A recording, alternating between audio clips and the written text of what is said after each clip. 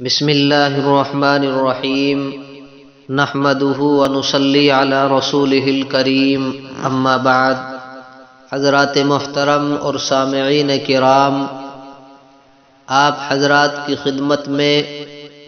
حضور صلی اللہ علیہ وسلم کی اولاد کتنی تھی، کیا کیا نام تھے، اس تعلق سے مختصراً حالات بیان کیے جا رہے ہیں۔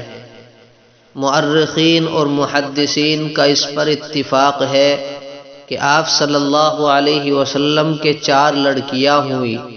اور اکثر کی تحقیق یہ ہے کہ ان میں سب سے بڑی حضرت زینب رضی اللہ تعالی عنہا ہے،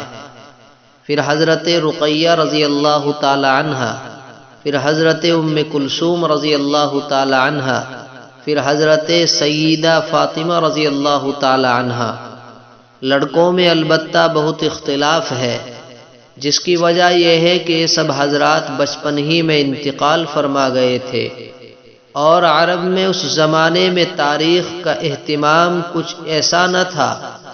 صحابہ رضی اللہ عنہم اجمعین جیسے جانثار بھی اس وقت تک کثرت سے نہیں ہوئے تھے جو ہر بات پوری محفوظ رہتی۔ اکثر کی تحقیق یہ ہے کہ 3 لڑکے آپ صلی اللہ علیہ وسلم کے پیدا ہوئے، حضرت قاسم رضی اللہ تعالی عنہ، حضرت عبداللہ رضی اللہ تعالی عنہ، حضرت ابراہیم رضی اللہ تعالی عنہ۔ بعضوں نے کہا ہے کہ چوتھے صاحبزادے حضرت طیب رضی اللہ تعالی عنہ اور 5ویں حضرت طاہر رضی اللہ تعالی عنہ تھے، اس طرح 5 ہوئے۔ بعض کہتے ہیں کہ طیب اور طاہر دونوں ایک ہی صاحبزادے کے نام ہیں، اس طرح 4 ہوئے،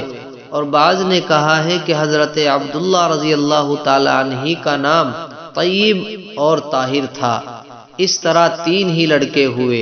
اور بعضوں نے 2 لڑکے اور بھی بتائے، مطیب اور مطہر، اور لکھا ہے کہ طیب اور مطیب ایک ساتھ پیدا ہوئے، اس طرح 7 لڑکے ہوئے، لیکن اکثر کی تحقیق 3 لڑکوں کی ہے، اور حضور صلی اللہ علیہ وسلم کی ساری اولاد حضرت ابراہیم رضی اللہ تعالی عنہ کے سوا حضرت خدیجہ رضی اللہ تعالی عنہا ہی سے پیدا ہوئی۔ آپ صلی اللہ علیہ وسلم کے پہلے صاحبزادے حضرت قاسم رضی اللہ تعالی عنہ سب سے پہلے پیدا ہوئے، لیکن اس میں اختلاف ہے کہ حضرت زینب رضی اللہ تعالی عنہ ان سے بڑی تھی یا چھوٹی۔ حضرت قاسم رضی اللہ تعالی عنہ نے بچپن ہی میں انتقال فرمایا، 2 سال کی عمر اکثر نے لکھی ہے، اور بعضوں نے اس سے کم یا زیادہ لکھی ہے۔ یہ حضرت قاسم رضی اللہ تعالی عنہ لڑکوں میں سب سے پہلے آپ کے لڑکے ہیں۔ دوسرے نمبر پر حضرت عبداللہ رضی اللہ تعالی عنہ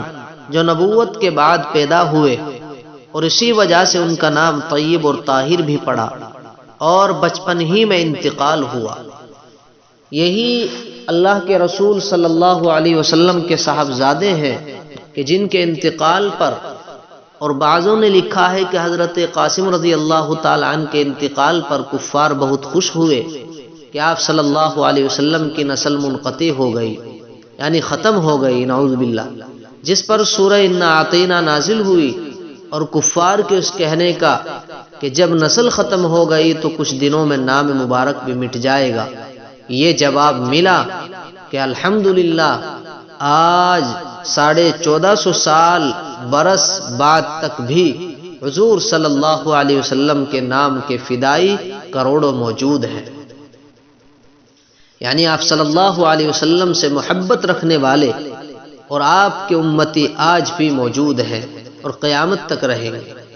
تیسرے صاحبزادے حضرت ابراہیم رضی اللہ تعالی عنہ تھے، جو ہجرت کے بعد مدینہ طیبہ میں بالاتفاق ذی الحجہ 68 ہجری میں پیدا ہوئے۔ یہ حضور صلی اللہ علیہ وسلم کی باندی حضرت ماریہ رضی اللہ تعالی عنہا کے پیٹ سے پیدا ہوئے، اور حضور صلی اللہ علیہ وسلم کی سب سے آخری اولاد ہے۔ حضور صلی اللہ علیہ وسلم نے 7ویں دن ان کا عقیقہ کیا، اور 2 مینڈھے ذبح کیے، اور بالوں کے برابر چاندی صدقہ فرمائی، اور بالوں کو دفن کرایا۔ ابو ہند بیازی رضی اللہ تعالی عنہ نے سر کے بال اتارے۔ حضور صلی اللہ علیہ وسلم نے ارشاد فرمایا کہ میں نے اپنے باپ حضرت ابراہیم علیہ السلام کے نام پر نام رکھا ہے، اور 16 مہینے کی عمر میں ان صاحبزادے نے بھی 10 ربیع الاول سن 10 ہجری میں انتقال فرمایا۔ بعضوں نے 18 مہینے کی عمر بتلائی ہے۔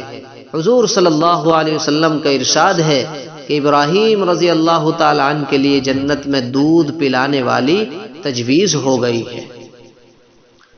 یہ تھے آپ صلی اللہ علیہ وسلم کی نرینہ اولاد جو بچپن ہی میں انتقال فرما گئے تھے۔ اللہ رب العزت ہم تمام کے لیے دین پر چلنا آسان فرمائے، آمین۔ وآخر دعوانا الحمد للہ رب العالمین۔